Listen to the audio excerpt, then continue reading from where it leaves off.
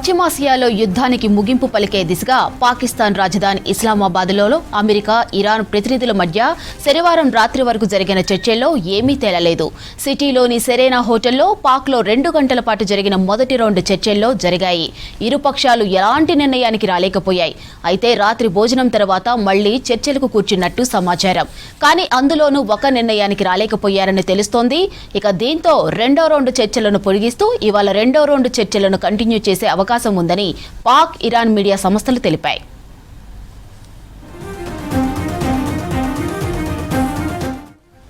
America ప్రతినిధి బృందానికి vice president JD Vance నాయకత్వం వహిస్తూ ఉండగా ఆయనతో పాటు అధ్యక్షుడు డొనాల్డ్ ట్రంప్ అల్లుడు జేడ్ కుష్నర్, పశ్చిమాసియా ప్రతినిధి స్టీవ్ విట్కా ఉన్నారు.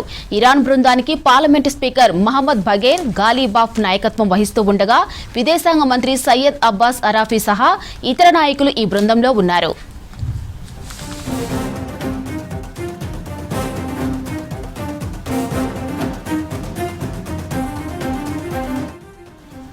అమెరికా, ఇరాన్ మధ్య తొలి విడత శాంతి చర్చలు ముగిశాయని మధ్యవర్తులకు సన్నిహితంగా ఉన్న వర్గాలు చెప్పినట్టు తెలిపాయి. మొదటి రౌండ్ ప్రత్యక్ష చర్చల్లో చర్చించిన ఒప్పందాలపై ఇరుపక్షాలు ఓకే అవగాహనతో ఉన్నాయని, నిర్ధారించుకోవడానికి వీలుగా రాతపూర్వక పత్రాలను మార్చుకున్నారని తెలిపింది. ఇవాళ జరిగే ఒక ఖచ్చితమైన ఒప్పందానికి రావాలని పాకిస్తాన్ ప్రయత్నిస్తున్నట్లు తెలుస్తోంది.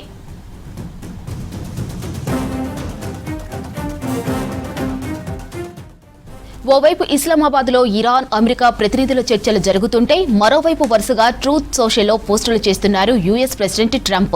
ఇరాన్తో చర్చలు విఫలమైతే తీసుకోవాల్సిన చర్యలపై స్పష్టత ఉందన్నారు. చర్చలు విఫలమైతే ఇరాన్పై భీకర దాడులు ఉంటాయన్నారు. ఇప్పటికే హార్ముజ్ జలసంధికి ప్రత్యామ్నాయాలు దొరుకుతున్నాయని తెలిపారు.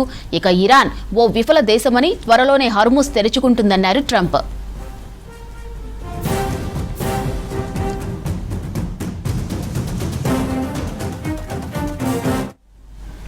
అమెరికా ముడి చమురుకు ప్రపంచవ్యాప్తంగా డిమాండ్ పెరుగుతోందన్నారు ట్రంప్. 2 అతిపెద్ద చమురు ఆర్థిక వ్యవస్థలైన రష్యా, సౌదీ అరేబియా కంటే యుఎస్ దగ్గరే ఎక్కువ ఆయిల్ ఉందన్నారు. అత్యంత నాణ్యమైన చమురు, గ్యాస్ను నింపుకోవడానికి ప్రపంచంలోని అతిపెద్ద చమురు ట్యాంకర్లు యుఎస్ తీరం వైపు వస్తున్నాయంటూ పోస్టు చేశారు ట్రంప్.